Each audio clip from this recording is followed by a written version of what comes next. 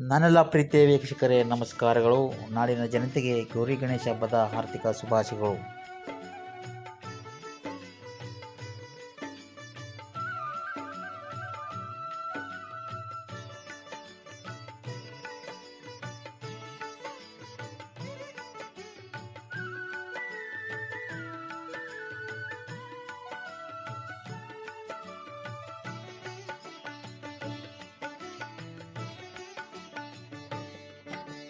ಶ್ರೀ ಗಣೇಶನ ಚರಣ ಕಮಲದಲ್ಲಿ ಸರ್ವ ಸಮರ್ಪಣೆ ಮಾಡೋಣ.